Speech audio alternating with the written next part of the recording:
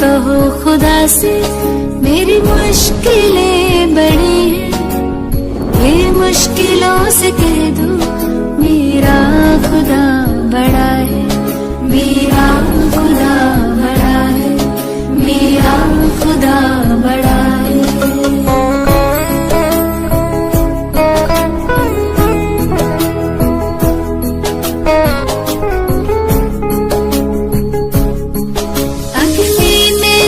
के सोना है और भी निखरता, अग्नि में तप के सोना है और भी निखरता, दुर्गम को पार करके हिमालय कोई चढ़ाए, लाएगी रंग मेहनत आखिर तुम्हारी एक दिन, लाएगी रंग मेहनत आखिर तुम्हारी एक दिन, होगा विशाल तिरुवन वो बीज जो पड़ा है।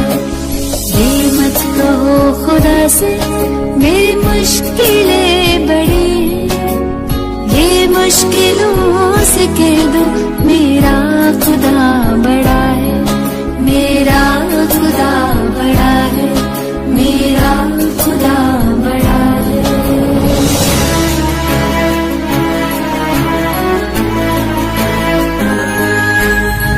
सर्व शक्तियों से जब साथ है हमारे, वो सर्व शक्तियों से जब साथ है हमारे, हर काम उसके रहते हर गिज़ हुआ पड़ा है, कभी हारना ना हिम्मत का कदम बढ़ाओ, कभी हारना ना हिम्मत का कदम बढ़ाओ, हजारों कदम बढ़ाने वो सामने खड़ा है। ये मत कहो खुदा से मेरी मुश्किलें बड़ी हैं, ये मुश्किलों से कह दो मेरा खुदा बड़ा है, ये मुश्किलों से कह दो मेरा खुदा बड़ा है, मेरा खुदा बड़ा है, मेरा खुदा बड़ा है, मेरा खुदा बड़ा है। बंदी छोड़ सतगुरु रामपाल जी महाराज जी की जय हो। परमेश्वर की सभी प्यारी आत्माओं को दास का सत्साहिब। पुण्यात्माओं, पूर्ण परमेश्वर कबीर साहिब जी ने एक बार पुनः कलयुग की इस बिचली पीढ़ी में सतगुरु रूप धारण करके हमें जिस अनमोल सत भक्ति और तत्व ज्ञान से परिचित करवाया है, निसंदेह इस घोर कलयुग में हम सब पर उनकी तरफ से यह असीम अनुकंपा का प्रतीक है, और इस अनुकंपा के लिए हम उस समर्थ परमात्मा का जितना गुणगान करें उतना ही कम होगा। सतगुरु आशीर्वाद से आज हम रक्षा मंत्र के सरलार्थ को समझने की कोशिश करते हैं। हालांकि दास ना ही तो इस लायक है और ना ही अधिकारी है कि आदरणीय गरीबदास जी महाराज द्वारा रचित किसी भी वाणी या शब्द का सरलार्थ कर सके, लेकिन परम पूज्य सतगुरु रामपाल जी महाराज द्वारा अनुवादित रक्षा मंत्र को उन्हीं के आशीर्वाद से और अधिक सरल तरीके से समझने और समझाने का तुच्छ प्रयास करने जा रहा हूं, जो कि सतगुरु देव जी द्वारा प्रत्येक भगत को साध संगति के अंतर्गत प्रदान किया गया एक अधिकार है। पुण्यात्माओं, असुर निकंदर रमैनी के अंत में 8 पंक्तियों का एक रक्षा मंत्र लिखा हुआ है, जिसमें लिखा है, सतगुरु शरण शरण आई, शरण गए कछु बहने व्यापे, काल जाल भय मिट जाई, रोग शोक सब शिखर न व्यापे, सम्मुख ना ठहराई, रगनी तन निकट न आवे, दूरी जात गाई, वीर बताल बान न लागे, जम के कोट ढाई, ठन में पुण्य उठ न लागे, उल्ट तई दर खाई, कह कबीर हम पावे सुत शब्द मिल जाई, कह कबीर हम जम दल पे ला सतगुरु नाथ दुहाई, बैर करे सोए दुख पावे, सुरत सतगुरु आई, कहे कबीर हम जम दल पे ला सतगुरु नाथ दुहाई। पुण्यात्माओं, रक्षा मंत्र वाली ये 8 पंक्तियां उस वास्तविक रक्षा मंत्र की महिमा का गुणगान है जो एक भगत की पल पल रक्षा करता है।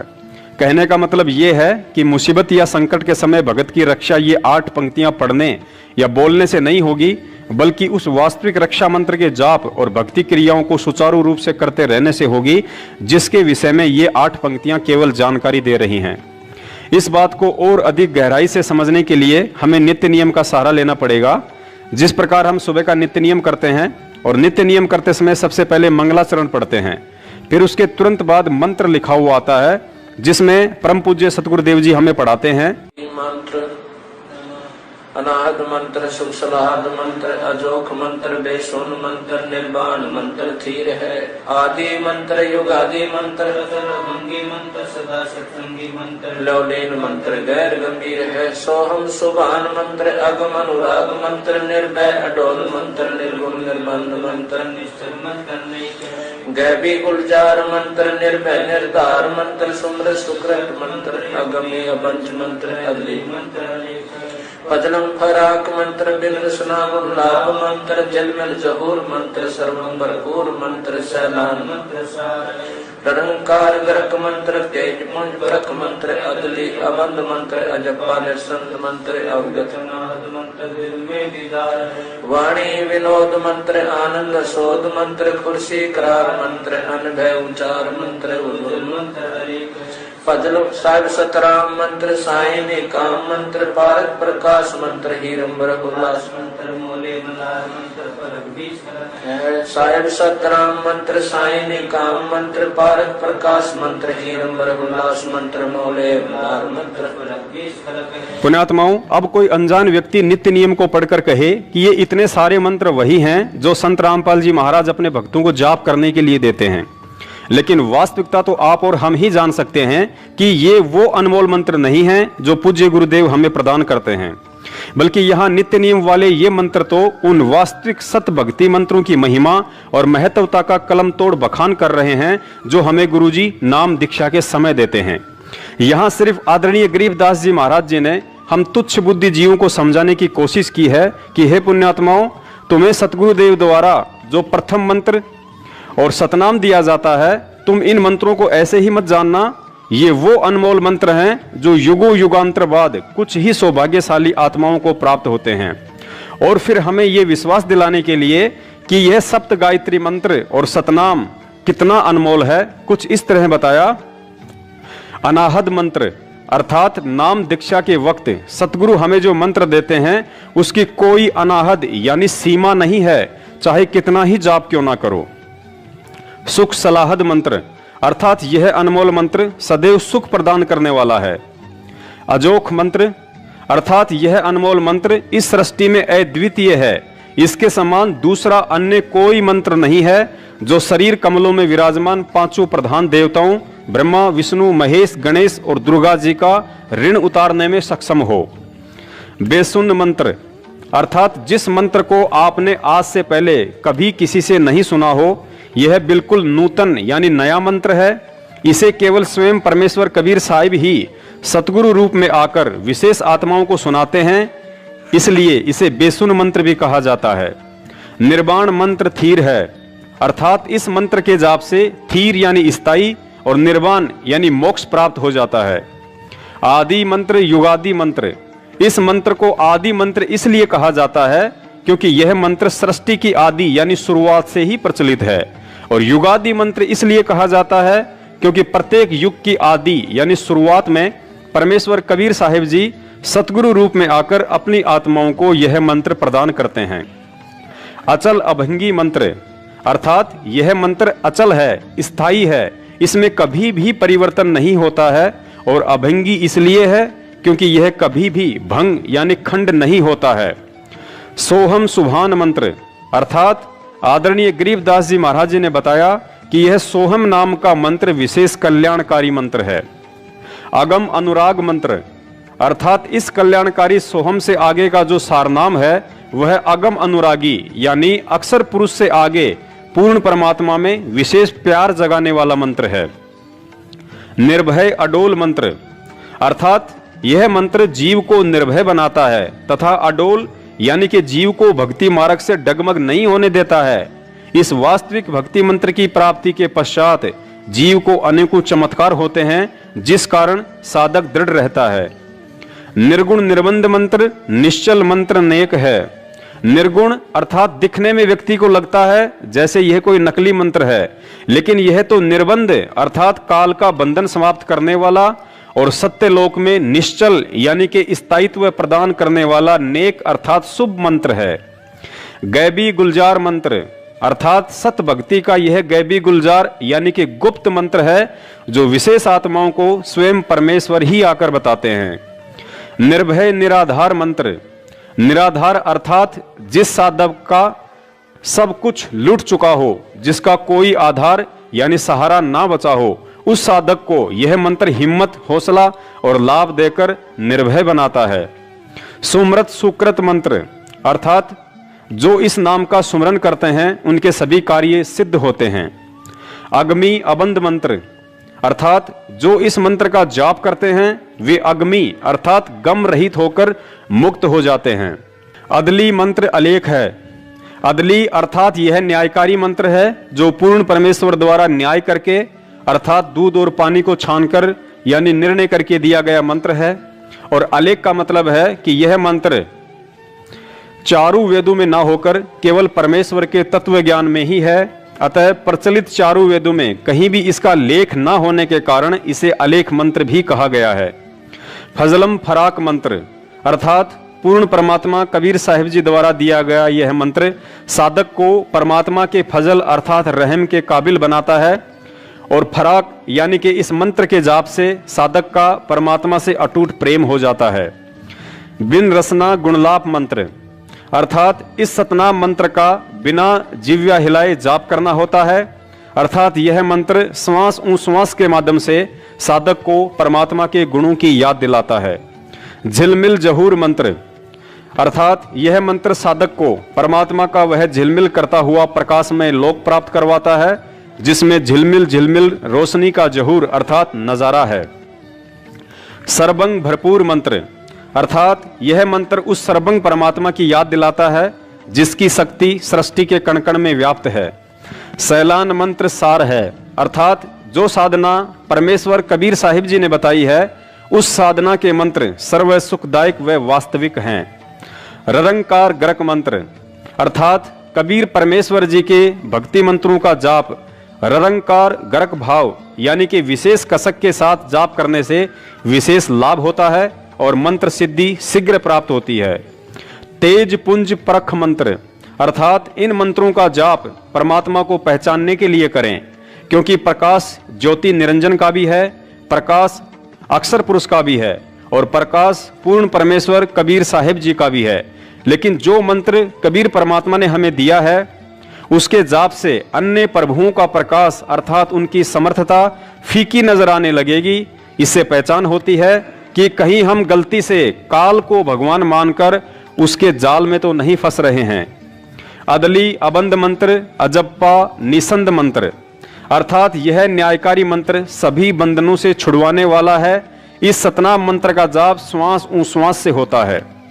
अविगत अनाहद मंत्र आनंद असोद मंत्र अर्थात एक मंत्र यह भी है कि भगत सबको प्यार से बोले, मधुर वचन कहे, इसमें स्वयं को भी सुख व आनंद का अनुभव होता है तथा दूसरे भी खुश रहते हैं। खुर्सी करार मंत्र अर्थात यह मंत्र मां के गर्भ में परमात्मा से किया गया सच्चा वादा याद दिलाने वाला है। अनभय उच्चार मंत्र अर्थात कबीर परमेश्वर जी ने जो प्रथम मंत्र सतनाम व सारनाम दिया है उसका निर्भय होकर जाप करो, यह कोई धोखे वाला मंत्र नहीं है। उज्ज्वल मंत्र अलेख है अर्थात यह मंत्र आपके जीवन को अंधकार से उजाले में ले जाने वाला उज्ज्वल मंत्र है। यह अनमोल मंत्र सूक्ष्म वेद अर्थात सचिदा घन ब्रह्म की वाणी के अतिरिक्त विश्व के प्रचलित अन्य ग्रंथों में लिपिबद्ध न होने के कारण अलेख है। साहिब सतराम मंत्र साही निकाम मंत्र अर्थात यह सतमंत्र अविनाशी परमात्मा का है जो निकाम अर्थात निस्वार्थ भाव से हमारे लिए यहाँ आते हैं। पारक प्रकाश मंत्र अर्थात पारखी संत ही परमात्मा के प्रकाश को पहचानते हैं। हीरंबर हुलास मंत्र अर्थात परमात्मा हीरे की तरह स्वयं प्रकाशित है। यह हुल्लास अर्थात बड़ी खुशी की बात है। मोले मलार मंत्र पलक बीच खलक है अर्थात उस परमात्मा की भक्ति से जैसे सावन के महीने में विशेष प्रक्रिया खुशी की होती है और मलार गान गाते हैं, तथा उस परमात्मा ने सर्व संसार को पलक झपकने जितने समय में उत्पन्न किया, फिर विधान बनाकर छोड़ दिया। कर्मा अनुसार नर मादा से उत्पत्ति होती है और निर्धारित समय पर मृत्यु हो जाती है। इसलिए जन्म मरण तथा बुढ़ापे के कष्ट से मुक्ति के लिए उस परमात्मा के मंत्रों का जाप करना चाहिए। तो पुण्यात्माओं, अब आप जी को भली बाती समझ में आ गया होगा कि जिस तरह नित्य नियम में मंगलाचरण के बाद उपरोक्त लिखे हुए मंत्र वास्तविक भक्ति साधना के मंत्र ना होकर सतगुरुदेव जी द्वारा नाम दीक्षा के समय दिए जाने वाले मंत्रों की यथार्थ जानकारी और उनकी महिमा का गुणगान है, ठीक उसी तरह असुर निकंदन रमणी के अंत में लिखी रक्षा मंत्र वाली ये 8 पंक्तियां भी मुसीबत के समय में जाप करने का कोई मंत्र नहीं, बल्कि गुरुजी द्वारा बताया गया रक्षा कवच अर्थात प्रथम मंत्र सतनाम, सारनाम, 5 यज्ञ और 3 समय की आरती की तरफ एक इशारा है कि सच्चे सतगुरु से नाम प्राप्त होने के बाद यदि हम मर्यादित होकर भक्ति करेंगे तो वह परमात्मा हर संकट से भगत की रक्षा करता है, जैसे कि इस रक्षा मंत्र में लिखा हुआ है। सतगुरु शरण शरणाई, शरण गए कछु भय नहीं व्यापे, काल जाल भय मिट जाही। अर्थात सच्चे सतगुरु जो कि स्वयं पूर्ण परमेश्वर कबीर साहेब जी ही होते हैं, उनकी शरण में आने के बाद भगत को किसी भी तरह का भय अपने दिलो दिमाग से निकाल देना चाहिए, क्योंकि मर्यादित भक्ति साधना करने वाले भगत को सतगुरुदेव अपने आशीर्वाद का कवच पहना देते हैं, जिसे काल भगवान के द्वारा भेद पाना मुश्किल ही नहीं बल्कि नामुमकिन होता है। पुण्यात्माओं, हमें यहाँ इस बात को गहनता से समझना पड़ेगा कि सतगुरु की शरण में रहने का मतलब क्या है। हम रोज सुबह सुबह नित्य नियम में पढ़ते हैं कि ताते सतगुरु शरणा लीजे, कपट भाव जिन दूर करीजे। अर्थात सतगुरु से नाम उपदेश लेने के बावजूद भी ऐसे व्यक्ति को उनकी शरण में नहीं कहा जा सकता है जो तत्व ज्ञान समझने के बाद भी राग, द्वेष, ईर्ष्या, छल, कपट, चोरी, जारी, निंदा, चुगली और अहंकार का बोझ अपने कंधों पर लादे फिरता है। ऐसे व्यक्ति के साथ यदि कोई दुर्घटना होती है तो अनजान लोग भले ही यह बात कहें कि यह व्यक्ति तो संत रामपाल जी महाराज जी की शरण में था, फिर भी संकट के समय इसकी रक्षा क्यों नहीं हुई। लेकिन इस बात का निर्णय तो तत्व ज्ञान और परमेश्वर की मर्यादा ही करेंगी कि वह व्यक्ति संत रामपाल जी महाराज का शिष्य होने के बावजूद भी उनकी शरण में था या नहीं। आगे लिखा है, रोग शोग छल छिद्र न व्यापे, सन्मुख न ठहराई। अर्थात सतगुरु की शरण प्राप्त भगत या भक्तमती को कोई भी ला इलाज रोग पीड़ा नहीं दे पाएगा। भगत को कोई भी ऐसा दुख नहीं आ सकता जो उसके भक्ति मार्ग में बाधा बन जाए। हालांकि यहाँ पर पवित्र गीता जी के अध्याय नंबर 18 के श्लोक नंबर 38 को भी नहीं भूलना चाहिए, जिसमें परमात्मा का विधान है कि भगत का शुरुआती जीवन दुखमय होता है और अंत सुखमय, लेकिन वे कष्ट शारीरिक नहीं बल्कि सामाजिक होंगे और उन कष्टों का सामना करते वक्त भगत में उल्टी दृढ़ता और भगवान पर अधिक विश्वास पैदा होता है। उदाहरण के लिए जैसे आपके परिवार, रिश्तेदार और समाज द्वारा आपका बहिष्कार करना, क्योंकि तत्व ज्ञान युक्त शास्त्र अनुकूल भक्ति आपको सांसारिक और परंपरागत लोक वेद पर आधारित क्रियाओं और भक्ति से अलग करती है, जो उन लोगों को रास नहीं आएगा, तथा काल प्रेरणा से साधक का विरोध शुरू हो जाता है। लेकिन उस समय हमें सतगुरु देव जी के उन वचनों को याद रखना चाहिए जो वचन उन्होंने मुसलमान धर्म के पैगंबर हजरत मोहम्मद साहब को कहे थे कि हे मोहम्मद, मैंने आपको जो भक्ति साधना बताई है वो समाज में प्रचलित लोकवेद वाली साधना से विपरीत है, जिसके चलते लोग आपका विरोध करेंगे, लेकिन आप हिम्मत न हारना और जिहाद से उनका सामना करना। अर्थात जिहाद से मतलब है कि मैंने आपको जो तत्व ज्ञान दिया है उसको आधार बनाकर उनका सामना करना, उन्हें प्रेम पूर्वक समझाने की कोशिश करना। भले आप पर कितने ही कष्ट क्यों ना आए, आप दृढ़ रहना और मुझे अपने पास ही समझना। अतः पुण्यात्माओं, सत भक्ति में भगत पर संकट और दुख अवश्य आते हैं, लेकिन ऊपर आप जी ने समझ लिया होगा कि ऐसी कोई भी तकलीफ परमात्मा नहीं आने देते हैं जिसके चलते भगत का भक्ति से मनोबल टूट जाए। आगे लिखा है, जहर अग्नि तन निकट न आवे, दूरी जात रंगाई। अर्थात सतगुरु के सच्चे भगत को चाहे कोई लाख कोशिश करे, उस पर जहर और अग्नि जैसे काल के शस्त्र भी प्रहार नहीं कर सकते और यदि प्रहार कर भी दिया तो सतगुरु के आशीर्वाद रूपी कवच में कैद भगत का बाल भी बाका नहीं हो सकता। उदाहरण के तौर पर त्रेता युग में भगत प्रहलाद जी अपने इष्ट भगवान विष्णु जी की भक्ति पर दृढ़ थे, जिस कारण उन्हें होलिका द्वारा अग्नि में जलाने की कोशिश भी की, लेकिन अग्नि उनके तन को छू भी नहीं पाई। सतगुरु ने दूसरा उदाहरण मीराबाई का दिया। मीराबाई भी अपने इष्ट श्री कृष्ण जी की भक्ति पर दृढ़ थी। इस बात से रुष्ट होकर जब उसके देवर ने हाथ में तलवार लेकर मीराबाई को जहर पीने के लिए बाध्य किया, तो मीराबाई अपने प्रभु का नाम लेकर विष का प्याला पी गई और बाल भी बाका नहीं हुआ। पुण्यात्माओं, यहाँ एक बात हम भक्तों के लिए विशेष ध्यान देने योग्य हैं।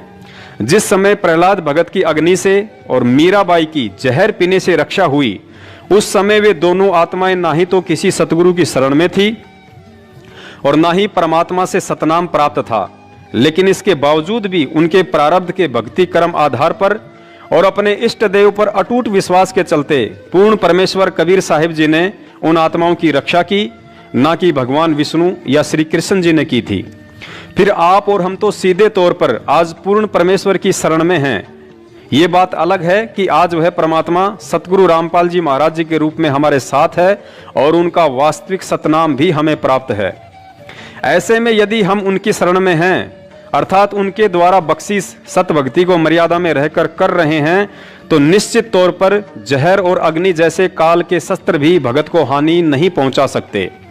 और इसी विश्वास के आधार पर दास ने 16 मार्च 2020 को कोरोना वायरस को लेकर जो वीडियो बनाया था और मोदी जी से अपील की थी कि अगर मुझे 1000 कोरोना वायरस से संक्रमित लोगों के बीच भी रखा जाए तो वह परमात्मा कोरोना से मुझे किसी भी तरह की हानि नहीं होने देगा, क्योंकि कोरोना संक्रमण एक रोग है जिसके विषय में रक्षा मंत्र में स्पष्ट लिखा गया है कि रोग शोग छल छिद्र न व्यापे सन्मुख न ठहराई। रक्षा मंत्र में आगे लिखा है, वीर बेताल बाण ना लागे यम के कोट डहाई, 98 पुण्य मूठ ना लागे उल्ट ताही दरखाई। अर्थात गुरुजी ने बताया कि सत भक्ति करने वाले भक्तों के ऊपर वीर और बेताल नाम के इन दो काल एजेंट का भी किसी तरह का दाव नहीं लग सकता, जो कि सूक्ष्म रूप में काल प्रेरणा से भक्तिहीन प्राणियों को कष्ट देते हैं। इसके अलावा गुरुजी ने बताया कि 98 प्रकार के जंत्र मंत्र होते हैं जिनके द्वारा भक्तिहीन प्राणियों को दुखी किया जाता है। अगर मेरे भगत के ऊपर उन जंत्र मंत्रों का प्रयोग भी किया गया तो वह दाव उल्टा उसी व्यक्ति को दुखदाई होगा और भगत की रक्षा होगी। आगे लिखा है, बैर करे सो ही दुख पावे, सुरती शब्द मिल जाही, कहें कबीर हम जमदम पेल्या, सतगुरु लाख दुहाई। अंत में सतगुरुदेव जी ने बताया, यदि मेरे भगत से कोई राग द्वेष या ईर्ष्या भाव रखेगा तो वह स्वयं ही दुखी रहेगा और मेरे भगत की भक्ति बढ़ेगी। शब्द में सुरती अर्थात नाम मंत्र में भगत का और अधिक विश्वास बढ़ेगा।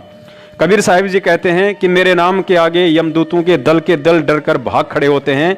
इस बात को मैं सतगुरु की दुहाई देकर कहता हूं। और पुण्यात्माओं, इसके अलावा वैसे भी सतगुरुदेव जी ने हमें समझाया कि मुसीबत के समय आपने यदि प्रथम मंत्र मिला हुआ है तो उसका जाप, सतनाम मिला हुआ है तो सतनाम का, और सारनाम मिला हुआ है तो उसी का जाप करना है, ना कि अन्य कोई तरीका अपनाना है। अतः स्पष्ट है कि असुर निकंदन रमेणी वाला रक्षा मंत्र किसी मुसीबत के समय जाप करने का नहीं है और ना ही वास्तविक मंत्रों को छोड़कर उसे पढ़ने से भगत की रक्षा हो पाएगी। तो पुण्यात्माओं, परम पूज्य सतगुरु रामपाल जी महाराज जी के आशीर्वाद से आज हमने बहुत ही सरल तरीके से रक्षा मंत्र तथा नाम दीक्षा मंत्रों की महिमा और महत्वता के विषय में विशेष जानकारी हासिल की। किसी भी तरह की शाब्दिक या आर्थिक त्रुटि के लिए दास सतगुरुदेव जी से क्षमा प्रार्थी है। दास का अगला वीडियो आगामी 8 सितंबर 2020 को आने वाले सतगुरु प्रगट दिवस को लेकर होगा। पुण्यात्माओं, दास अपने सतगुरुदेव जी के अलावा इस सृष्टि में अन्य किसी भी शक्ति या व्यक्ति से नहीं डरता है, क्योंकि मेरे ऊपर उनके आशीर्वाद और तत्व ज्ञान की विशेष दया है। दया आप सब पर भी है, लेकिन भक्ति में सारा दारमदार विश्वास पर टिका होता है। इसलिए दास ना ही तो किसी सतलोक आश्रम मैनेजमेंट के उन व्यक्तियों से भय मानता है जो 5 साल से संगत से गुरुजी के आदेश की आड़ में उल्टे राजनीति जैसे कर्म करवा रहे हैं, और ना ही गुरुजी के भाई बंधु और रिश्तेदारों से जिन्होंने पिछले 5 साल से मुझ दास को जान से मरवाने के लिए 3 बार हथियारों के साथ कातिलाना हमला भी करवाया। लेकिन दास को ना ही तो मौत का भय है और ना ही जीने की खुशी, और यही वजह है कि सतगुरु को अपना शीश सौंप देने के कारण ही वे पल पल दास के साथ साईं की तरह रहते हैं। आप इन वीडियो को देखें या ना देखें, इन्हें आगे शेयर करें या ना करें, लेकिन दास तत्व ज्ञान आधार से अपना शिष्य धर्म निभाता आ रहा है और निभाता रहेगा। सत साहिब, बंदी छोड़ सतगुरु रामपाल जी महाराज की जय हो।